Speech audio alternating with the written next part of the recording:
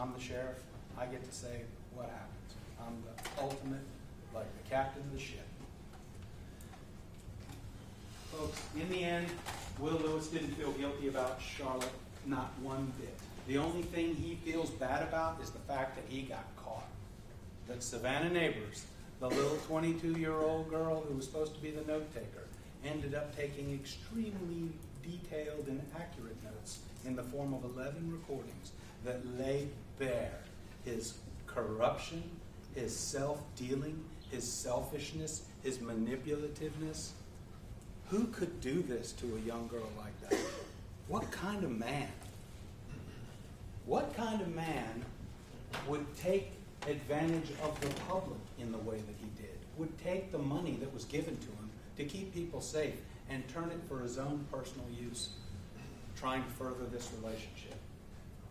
He didn't come clean at the press conference to do the right thing. He did it because he had to. Chad Ayers, who was a confidant during the worst of this, knew she was being manipulated and said everything she was going through, the stress and the misery, was all real. And then he admitted it himself when he took the stand and said he was furthering an adulterous relationship.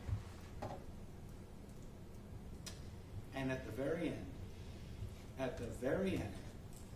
as she's standing in her office, this is the last little bit of tape I want to play for you.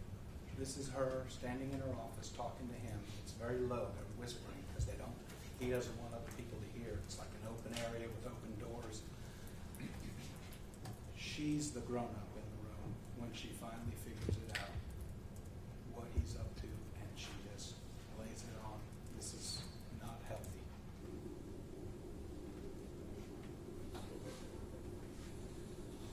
This is unhealthy. It's inappropriate, and everyone in this office knows it. Yes, they do. I told you, everybody knows. How the fuck does everybody know? Who said what? They just know that it's inappropriate. We're too close. Everybody knows we're too close. But that's what I want to be in this position. Everybody else. You know, fuck what everybody else wants. The reason I was blitzed out in what I do, I'm sitting in my office every day and I can blitz you. I can tell them what's on my mind. And you go through the conversations. And you tell me where I fuck up and you tell me where I don't fuck up.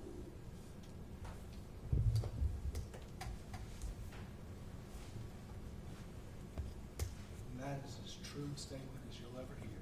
You heard him. If you could. I don't give a fuck what anybody else wants or thinks. You're exactly right, Will. You don't. And everybody knows it now. Well, he had his fun. And today, the bill has come to the table for Will, and it's time to pay. Questions have to be answered. Does Will Lewis remain the sheriff of Greenville County? Is this the man you want deciding who gets arrested and thrown in a cage, whose reputation is ruined, leading 450 other police officers and deciding how to keep Greenville safe? Is this the man who needs to be in charge of a $45 million budget and all these men and women? After everything you've seen, after everything you've heard, can there be any doubt at all? Any doubt at all that Will Lewis is guilty of both counts of misconduct in office? But what he's done is disgraced the badge that he was entrusted with by the people of Greenville. This isn't some gift. It's not a prize. It's not a toy. It's not a trophy. This is something sacred. Most police officers truly value and respect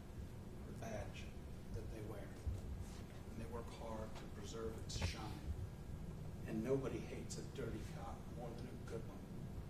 Because dirty cops like Will Lewis disgrace this badge, and they tarnish every other officer's badge. They erode the public's confidence and trust in law enforcement and public safety institutions.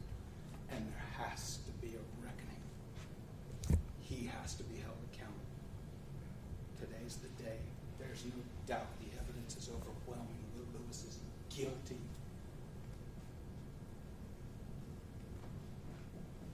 Go back to your jury room. Look at the evidence. Deliberate as much or as little as you need to. And come back out here and tell Will Lewis people agree we're not going to put up with that, but they expect better from their public officials. Hold him accountable. It's a beautiful thing with 12 citizens get to sit in this box and sit in judgment of the most powerful law enforcement officer in Greenville. 12 folks drawn at random from the streets, taken from your jobs and your everyday lives. It's a beautiful thing. You get to hold him accountable. Put some of the shine back on his badge.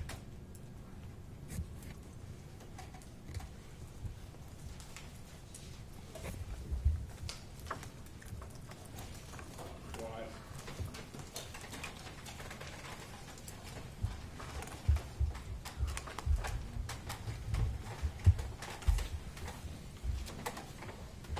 Mr. Foreman, ladies and gentlemen of the jury. When you go to your jury room and you talk among yourselves and start discussing this case, and you say to yourself or among yourselves, Will Lewis is probably guilty. He probably set that job up for Savannah neighbors and created a job that wasn't needed and got her a car that wasn't needed. He probably did all that. He's probably good. What should your verdict be? Your verdict should be not guilty. Because in a criminal court, we're not talking about what probably happened, what might have happened, what could have happened, or what possibly happened. It is the highest standard known to man, short of an absolute certainty. It is the basis for the old Blackstone adage of it is better that 100 guilty go free than an innocent man be convicted. That is the standard by which you weigh the evidence in this case. The judge will charge you that this is a charge of circumstantial evidence, and this is a circumstantial evidence case. And it's a circumstantial evidence case because there is no direct testimony that Will Lewis hired Savannah neighbors for the sole purpose of trying to have sex with her and creating a job that wasn't necessary and didn't exist. There's no direct evidence of that. So it's all circumstantial.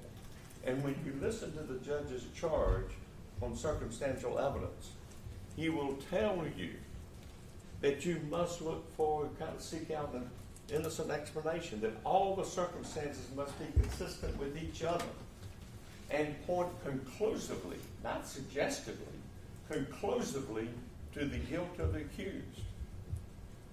And mere suspicion isn't enough.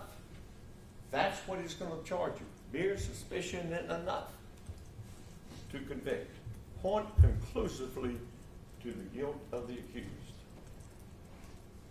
He will also tell you about reasonable doubt, and he will tell you in this charge that if there is a reasonable possibility that the defendant is not guilty, you are to find him not guilty. So if there's a reasonable possibility of an innocent explanation for any action in this case, that should be decided in Mr. Lewis's favor. So what we're going to look at is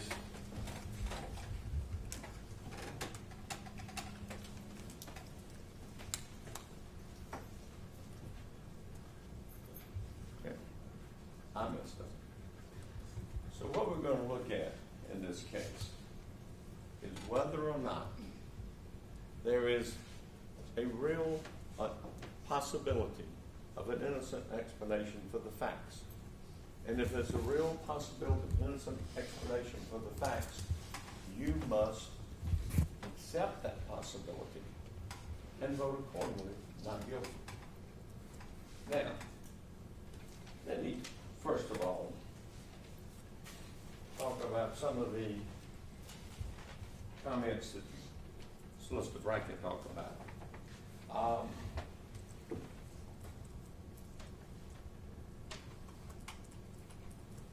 You know, he talks about Jackie Cooper. Jackie Cooper did not do the same job Savannah Neighbors did. She had a set hours. She was not on call. She did not need a car. She was not the right-hand man for Will Lewis. Now, then he talks about the comment about off limits, right? It seems a real possibility to me that any decent sheriff who had a female right-hand person would have the attitude, if not expressed directly, at least subtly to members of the force.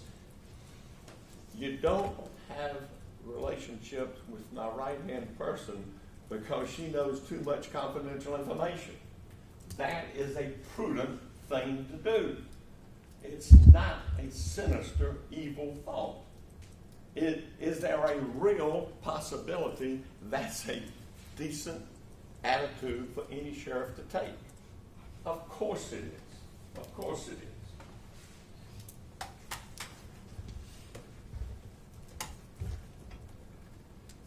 Then he talks about, she calls him Will. Shocking. She's known him for 2 to 3 years as Will. And all of a sudden she takes a position with him and she's supposed to change everything. Is there a real possibility she calls him Will because she knew him as Will for 3 years? Yes, there is. Of course there is. The $130 bar tab on the hotel room. It's a mistake. It should have been caught. There was testimony about people look at these bills and see if everything is proper. Someone should have called Will Lewis and said, you owe us $130 and collect it from the other people that went because they're on it too. Is there a real possibility there was a mistake made there by someone checking the bills? No, and that's what happened. Period. Then he talks about on the ride back, there's a call to time up, saying poor Savannah's drunk. First of all, Savannah Neighbors never testified about that call, right? It would seem to me that if you ride in a car with somebody and somebody tells somebody else who you worked with that you were drunk, you would remember it. Just seems logical to me. So is there a real possibility it didn't happen? Well, let's raise it a little bit. We've got text messages, we've got phone logs. We don't have a single verification of that one call. It's available, I assume. At least somebody should try to get it from the state. They have the burden of proof in this case. We don't. So, they don't prove a phone call. Savannah doesn't talk about Will saying she got drunk. Is there a real possibility that call didn't happen?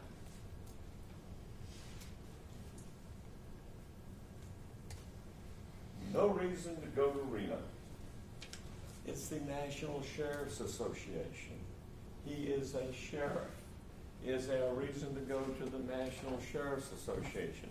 If he wanted to go to the National Sheriff's Association, there isn't a person in Greenville County that would question the validity of that expenditure to go to the National Sheriff's Association if you're the sheriff. There is virtually no trip out of town that is absolutely necessary. The question isn't, is it absolutely necessary? Is it something that an elected official should be entitled to do? When Greenville County Council goes to the state or national county council meetings, it isn't absolutely necessary, but it is something you get to do because it does benefit your job. Not every seminar is equally beneficial, not every conference equally beneficial, but there is an advantage to going to these things, right?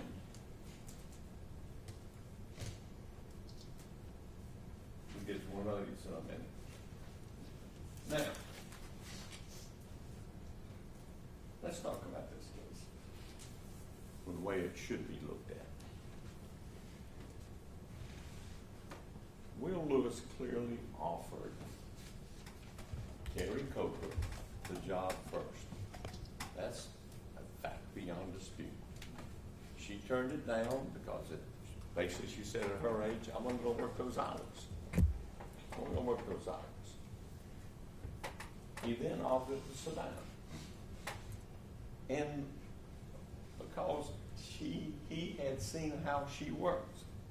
He had seen what she'd done for the lawyer she was working for. Everybody that knew at the law firm said, yeah, she was very good at it, very good at organizing things, keeping people on track, which is something somebody needed in that position. The state's theory is this. The state's theory is not that Will Lewis ended up in Charlotte and ended up having an affair with Savannah Davis that night. That is not their theory. Because if that's their theory, they have admitted that theory is not sufficient to convict. Because they have basically said having an affair isn't sufficient to convict, and the judge will basically charge you that. A moral lapse isn't sufficient to convict. If a public official goes to a convention in Myrtle Beach and happens to have an affair there while on the company dime, that's not misconduct in office.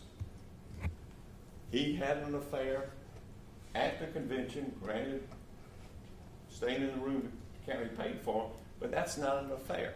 So the state's theory is not that there was a consensual encounter in Charlotte, and that's when it started. Their theory is more sinister than that. Their theory is that Will Lewis intentionally, and the judge will charge you about intentionally, from the beginning, hired Savannah, created a position for her that wasn't needed, for the sole purpose of having sex with her. That is the state's theory. And under that is what you have to go look at to see if they've proven that beyond any and all reasonable doubt. So, when he offers the job first to Terry Coker, is there a real possibility that theory is not correct? Is there a real possibility that theory is not correct? When he goes to Joe Cornell, because Will Lewis doesn't know what the job's paid, he's just been elected sheriff. And he says to Joe Cornell, here's the position I want to create. What does it pay? And Joe Cornell tells him, is there a real possibility that's an accurate account of what happened? We had one person testify that he knew what Savannah did. He thought she was making $55,000, something like that. That seemed reasonable to him for what she did. It's a few thousand more. So there's nothing here that belies the honest effort on his part to put Savannah Davis in this position and be his truly bona fide, helpful assistant. And that's what the facts are. So, let's move up to Charlotte. Again, their theory is, from the beginning, this is his plan. Well, first of all, if you're going to have an administrative assistant who is going to help you with not only just take notes, but help you with budget, and she started helping with the budget and this, you're going to want her at a budget meeting, or want that person in a budget meeting, if it's a male, simply because you've got to start doing it. You've got to start understanding what's going on. And granted, they talk about the budget woman who didn't get to go. You watch the testimony. She had been doing a 2% budget as long, who knows how long. Will Lewis was not into any 2% increase or 2.1, whatever it is, increased budget. He wanted to make drastic changes, and he wanted somebody to be supportive of his drastic changes. And that's who he brought along, somebody to be supportive of him. So, whether or not going to Charlotte's a good idea or a bad idea is almost irrelevant. It was all legal. It was done with the consent of people who had been involved in county government for decades longer than Will Lewis had been, at least in the management level. They all agreed to go. They all thought it was a good idea, and not a single one of them came up here and testified it was a waste of time. Not a single one. There is a big disagreement with everybody as to how long the meeting lasted in the afternoon. I think Will said in his deposition 3, maybe his testimony here he said 4. I think John Hensley and Marcus may have testified that it was 4:30. But it is clearly went back and had some meetings in the afternoon, and clearly the meetings discussions continued well beyond when the meeting officially broke up. Right? So, you go on a trip to Charlotte, you're carrying 4 other county employees are going to be there. You know 4 other county employees are going to be there. Is there a real possibility the purpose of this trip wasn't for Will Lewis to have sex with Savannah Davis? It seems highly logical. If you want to do a trip where you have sex with someone on the county dime, so to speak, you wouldn't bring 4 of the people along because if something went wrong or it's just too risky. Just too risky. Right? So, is there a real possibility they went there for the legitimate purpose of getting to know each other and conducting county business, which they did? And of course, yes. Now,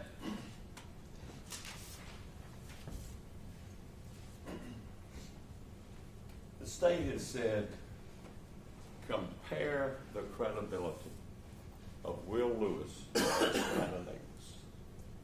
I beg you to compare the credibility of Will Lewis and Savannah Davis. I beg you to. Because here's what you find when you start looking at it. Is there a real possibility this was something that just happened, unfortunately, between 2 adults? Look at the facts. Savannah Davis clearly didn't have enough to drink to black out. Unquestionably, I mean, it's the real possibility she did. And her testimony is she blacked out. It's not believable. It's simply not believable on what they had to drink. And how do we know it's not believable? For a couple of reasons. One is the testimony that she said, when I woke up, he was on top of me, and I grabbed my phone and saw that it was 5:20. Not, what are you doing? It's 5:20. Whereupon he says, and this is just kind of almost like casual conversation according to what she says. He says, do you want me to finish? And she says, yes. Is there a real possibility she didn't pass out if that's her testimony? Yes, there is. Yes, there is. Just makes no sense. You saw her on this stand get oh so dramatic, like this was the worst thing that happened to her in her entire life. So, let's go back to recording number 1. This woman who sat on this stand got the napkin out or tissue out, dabbed her eyes. That's how dramatic this event was that night. How upset she was about what happened that night. How horrible it was to find her boss on top of her when she came out of this drunken stupor. So let's see what happens when her boss suggests something.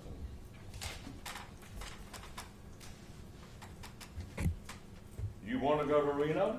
You want to do that? No, sir, not after what you did to me in Charlotte. Should have been the appropriate answer. Instead, we have, if I got the chance, yeah, I'm going to go anywhere I can. Tears when she talks about Charlotte. Want to go anywhere she can when she's talking about Reno.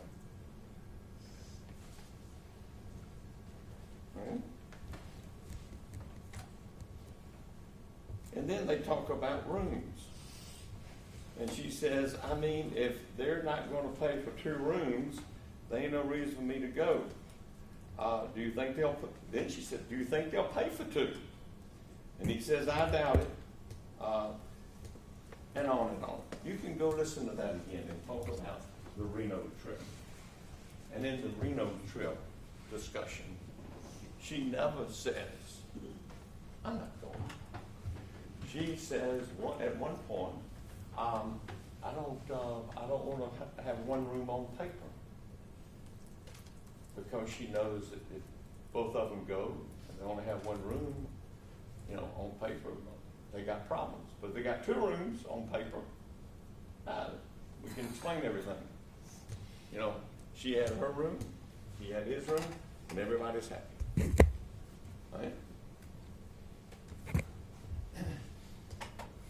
Which is more credible? Will Lewis's testimony, she came on to me, and yes, they had consensual sex. And the next day, everybody talked fine. If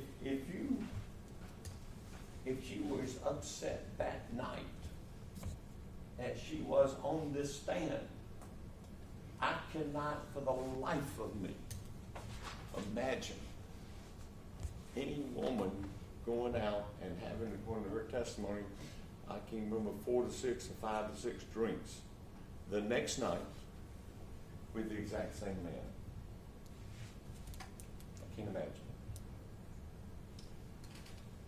it. It makes no sense. Is there a real possibility she didn't pass out and the sex was consensual based upon the totality of the evidence? Yes. Yes. Take the 4 hours long. You're welcome to listen to all of them, as they said. Never once in any of those tapes will you hear what you did to me in Charlotte. Never once. And let's talk about credibility. This woman who gets on the stand and uses the tissue, writes a blog about it and makes it public in August. The woman who sat on the stand and wiped the tissue never told Ty Miller he forced himself on me. Now, let's talk about who's manipulating who. I assume everybody in here is employed. I think it's a logical rational assumption to say when you start recording your boss, you're through with that job. Just may be wrong, but I think at least, there's a real possibility that's true. When you start recording your boss, you're out. You're leaving. You're not coming back. So is that a real possibility? Yes. So, she denied she's going to use these recordings to blackmail him to keep her job. So what is the purpose of the recordings? Why were the recordings done? Tom Miller suggested lawsuit. Is that a real possibility? Is that a real possibility that after she had consensual sex with Will Lewis in Charlotte, all she needed was a few tapes to kind of back that up, and she's got her sexual harassment suit and had no intention of ever going to Reno or ever going back to work? Is that a real possibility? The facts certainly bear it out as to what happened after that. Certainly does.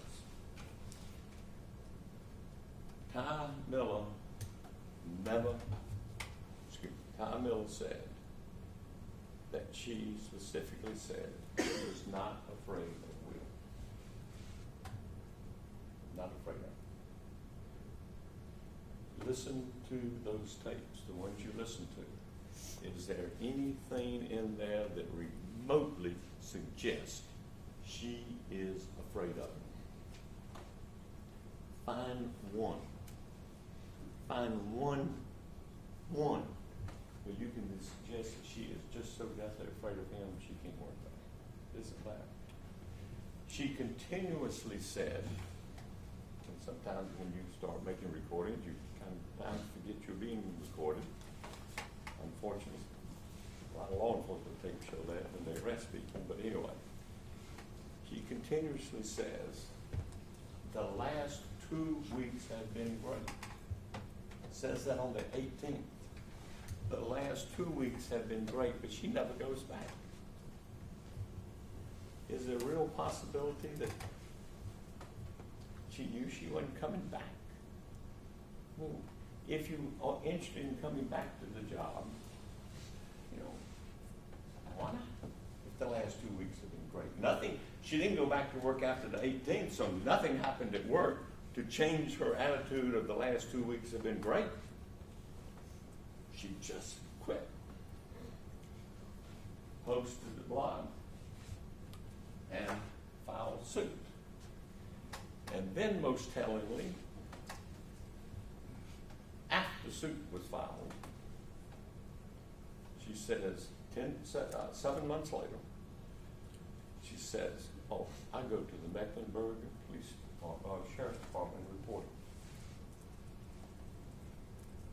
Is there a real possibility what she reported didn't happen because of that long delay? We're not dealing with a 5, 6, 7-year-old child who may have trouble reporting these things. We're dealing with an adult, a married adult, who, if truly had happened like that, would have been reported. When she put a blog out, she didn't go report it then. She discussed it with the newspaper reporter. They suggested you go report it. Didn't report it then. After the suit was filed, apparently that needs to have it reported to help the suit, so it gets reported. So.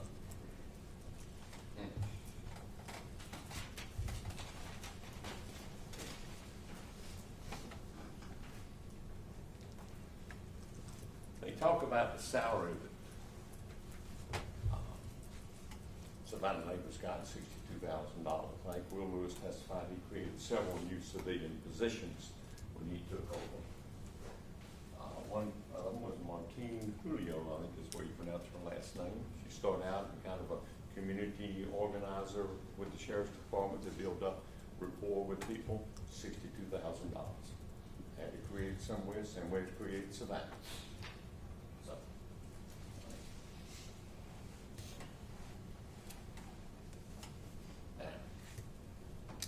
Now,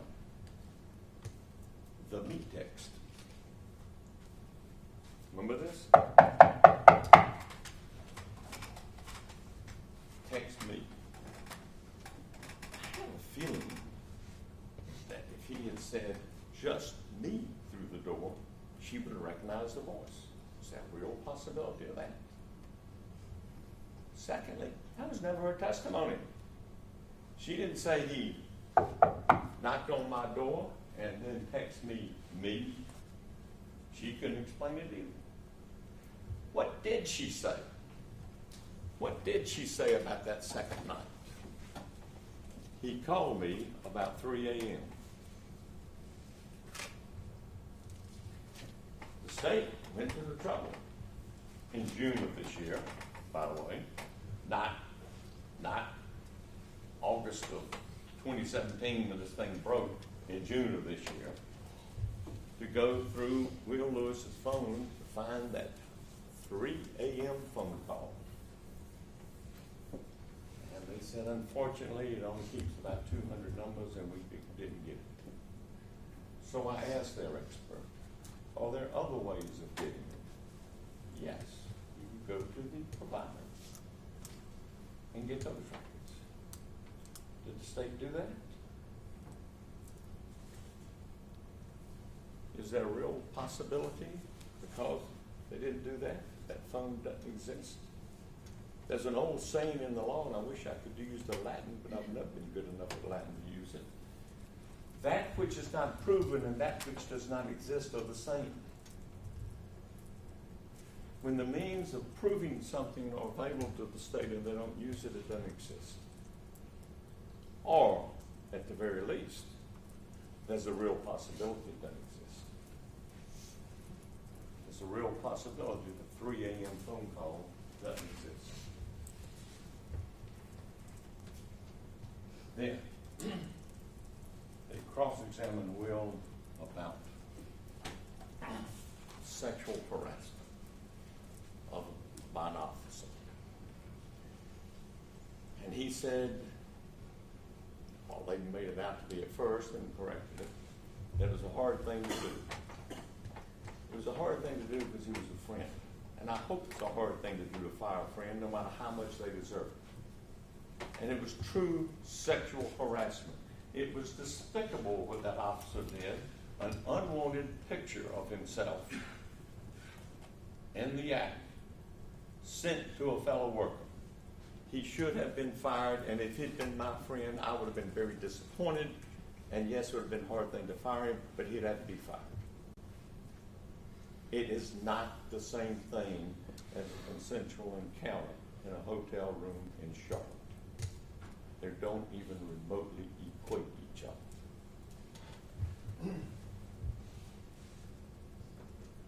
He lied and he was fired. Yes.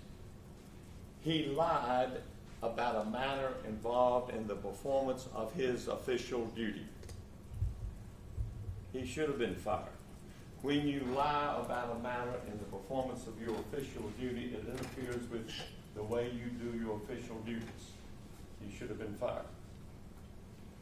When you lie about what happened in a hotel room in Charlotte, North Carolina, late at night, that does not involve official duty. Should have done it. Now that's a total different issue. It's not official duty.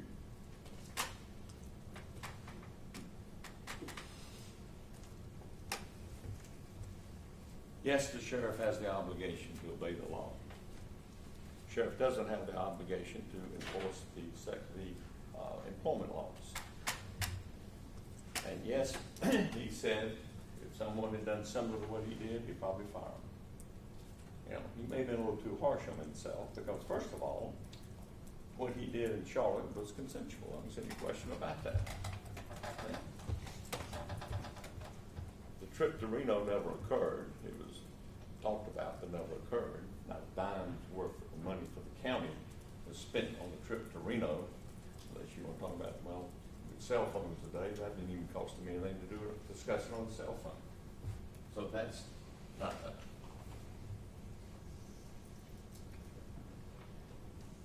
Then he says, whether or not it was consensual or not is a side issue. And then he asks you to compare the two, like I've asked you to do.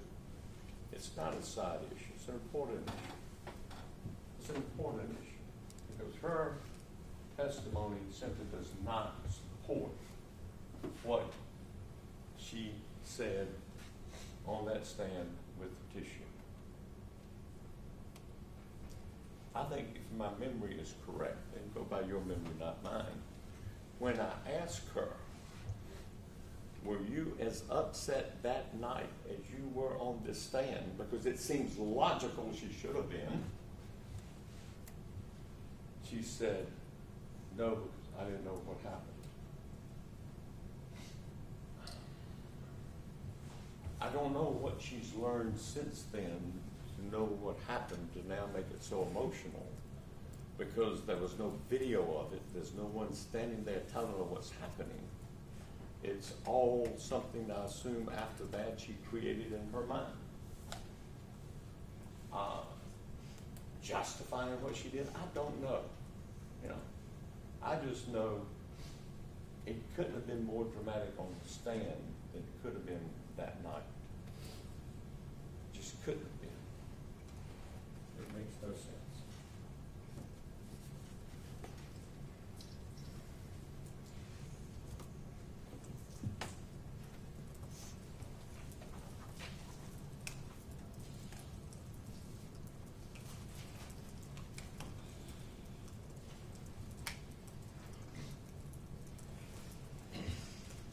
So, what do we have here?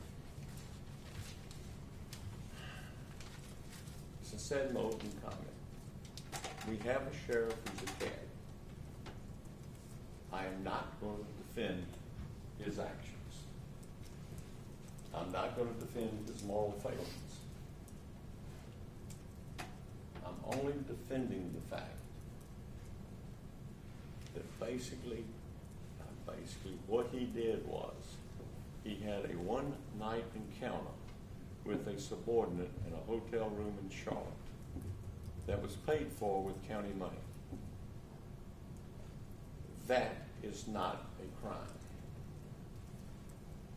If a county official, as I mentioned earlier, or any public official, goes to a meeting and happens to pick up some woman in the bar and takes her back to the county-paid hotel room, that is a moral failing. That is not a failing in his official duty.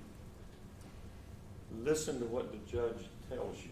And before we get to that, I want to make one other comment. There has not been a scintilla of evidence in this case that Will Lewis ever neglected his official duties as sheriff. He did a lot of good things. You heard Martine talk about the stuff she was doing. You know, the tragedy of this case, the true tragedy of this case is he had the ability to be a good sheriff.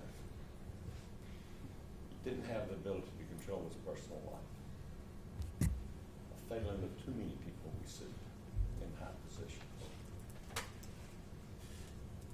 But he ran a good sheriff's department. He had ideas, he had goals, he had things he wanted to accomplish. They do an audit on his office right after this, as well they should. Nothing missing, not a dime. They didn't even pick up the $130 they should have in Charlotte. You know, and we question how well the audit was done then, but at least we know the audit was done. It was nothing. So, we have moral failings on that.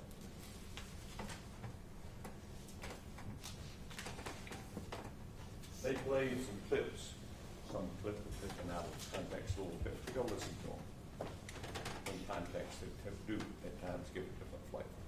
But they never, ever show fear by her. I mean, at one point, the mystery of this case in many respects is the woman who sat on the stand and was so traumatized by what she said happened that night in Charlotte, actually sounds remorseful about leaving Will Lewis's employment on April the 24th. You know, whether that was done for effect, I don't know. It's telling you it's just inconsistent. And it's so inconsistent, it leads you to the conclusion there's a real possibility that something weird here, just the only way to put it. That it makes no sense. To have had that reaction on the stand here and have the reaction in dealing with Will Lewis on those tapes is a juxtaposition that you just can't justify. You just can't do it. So, getting down to what we're talking about. State's theory is one single theory. I'll have to discuss something else in a minute too, I just realized. One single theory. He hired her for the purpose of exploiting county money to pursue a sexual relationship with her. Yes, she was young, and yes, she was attractive. But yes, he had known her for a number of years and seen her work skills. And if you have a young employee who you want to make sure stays there, one way to do it is to do perks. Going to a rifle range, rappelling, going to BMW. Make the job more enjoyable. And they criticize him for praising her. They put the sinister side on it. Oh, he's praising her because he wants to have sex with her. Why can't he praise her because she's doing a good job? Even she complained to Ty Miller about these are too many hours. This is too tough. This isn't what I signed on for. She's complaining about her hours because there are a lot of them. And then we have the strange testimony of Martina Love, that in February, she's telling her, 2 months, I'm out of here. Not maybe 3. 2 or 3 months, I'm out of here.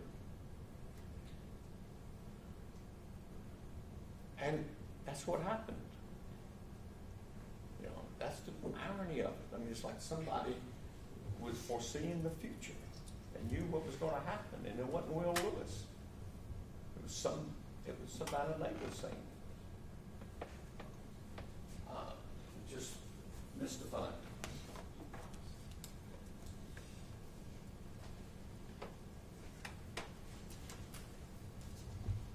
So, under the facts of this case, there's simply no showing beyond any and all reasonable doubt that the state's theory is correct. I said to you in opening statement that all they've proven is an affair. Well, almost. Now they're trying to prove that he was oppressive under the statutory violation because he told some people to stay away from Savannah or something like that. And yet when the one person came to him and said, I've had a relationship with Savannah, he didn't do anything. It just doesn't seem quite like an oppressive type action. So I don't know where that oppression comes from. But I do want to mention one other thing too. The Tennessee woman. Let me get an exhibit. Mr. Donahue came in here and testified that he had a conversation with Will Lewis about the time that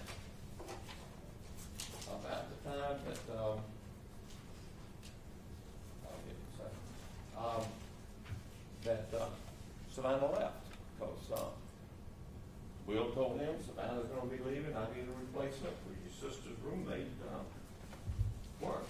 And he says, well, I don't know. I'll contact him. Will says, basically, give me the contact information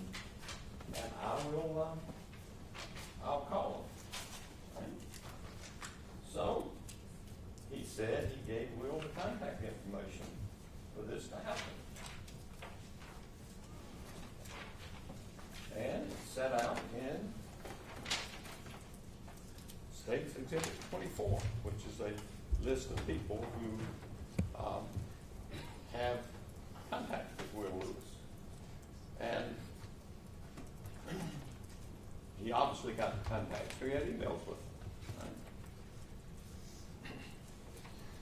But when you look at 24, it's going to prove that statement by Mr. Donahue is unfortunately not correct. Not even slightly. For two reasons. One, and incidentally, on the cute side, Sydney Salidi is two names above Todd Board. Sydney Salidi's contact was created on January 26, 2017. 4 months before Mr. Donahue said he gave Will Lewis her contact information. And you say, well, maybe he entered it wrong. Let's go to the text messages they introduced. We have a text message between Will Lewis and Sydney Salidi, dated February 2nd, 2017. There was absolutely no need for Will Lewis to inquire about contact information with her in April of 2017. Zero. He had it. It was in his phone already. Granted, he forgot about it, but he had it. That testimony is simply not accurate. Whether he recalled another conversation from months earlier, whether he had a conversation with Will Lewis in December of 2016, and that's where Will Lewis got the contact information, I don't know. They didn't ask Will about his conversation with Mr. Donahue, I noticed. But whether he confused it and thought it was April, I don't know. I just know it went April. It just wasn't April. That conversation didn't happen.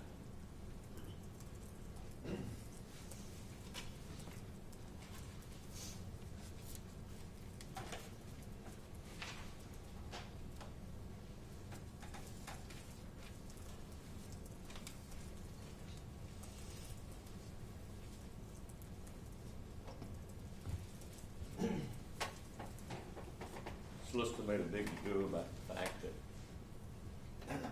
Will Lewis said he would probably fire somebody that worked for him for doing a similar act to what he did.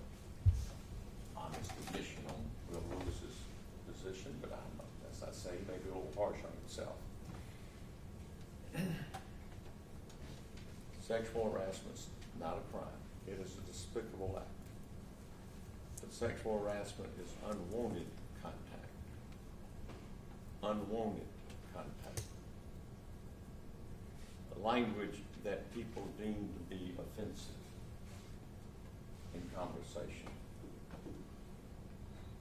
That did not happen in this case. She was interested in talking about going to Reno, and it may have been for her own self-motivated reasons, but you listen to the tapes. She's the one that talks about Reno too. She never says, after Charlotte, I'm not going to Reno. And then they say that he's manipulative because he talks about changing her benefits or whatever. Now listen to the whole thing in context, and you'll find that he's talking about saying, we're not going to do trips anymore, which she should say, thank you. Thank you if we're not going to do trips anymore. I'm happy to hear that. That takes the pressure off of him. But no. They treat that as something that's how he's manipulating her. And speaking of manipulation, I find it most interesting. Jan Ayers talked about how he felt like he was being manipulated. Right?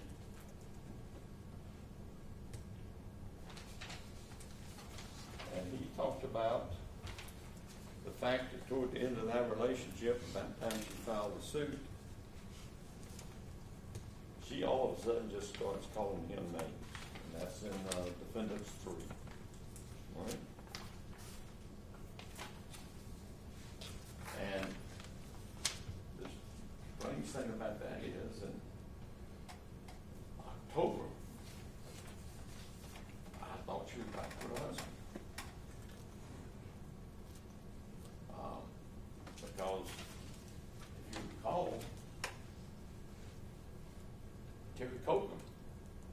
said on the 8th of July, she saw her at the Olive Garden. Had a nice conversation with her. She was with her husband, and they were getting along. And yet you have text messages in here with Chad Ayers that go well beyond that.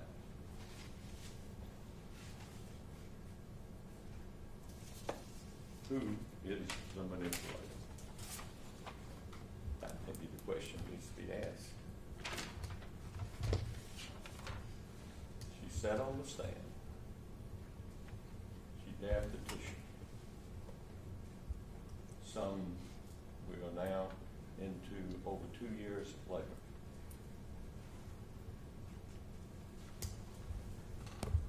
Here she is the next day.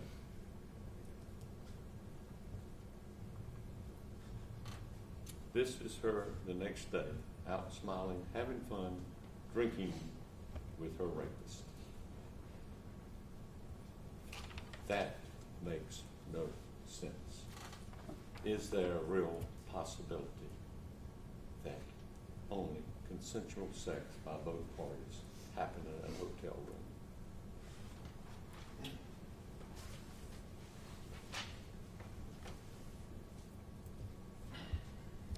I'll sit down in a minute. Some of you said, thank goodness. And I won't have a chance to come back up and speak. If we did, we would probably be eating breakfast here tomorrow as Kevin Brackett and I take turns getting the last word. I know during what I've had to say, you've raised questions, as you should. I only ask that hearing Kevin Brackett's reply, you continue to raise questions. And continue to raise questions of, does that defeat the real possibility? Not the real probability, not even the real probability. The judge won't charge you. All has to be done is to say, is there a real possibility that what Will Lewis said on the stand is correct? And in that respect, as I mentioned in the opening, this is a circumstantial evidence case. Strange thing about a circumstantial evidence case is that it is the only case we try in this country in which a defendant can tell the truth and be convicted because the circumstances say otherwise. Not because witness A said you were at the scene and he says I wasn't. That's credibility. That's credibility. But when it's a circumstantial evidence case, and in a really true circumstantial evidence case, it really gets strange when you can say everybody can tell the truth and an innocent person be convicted. That's why the judge will tell you the circumstances have to be consistent with each other and point toward the guilt of the accused. And mere suspicion isn't enough. It's got to be stronger than that. So listen to it. I think when you analyze the facts of this case, when you really look at it, you'll realize that they just simply don't add up to the state's theory. Yes, Will Lewis had a relative's affair. He violated his vows to his wife. He disregarded his obligation to his God and ignored his responsibility to himself. He was a bad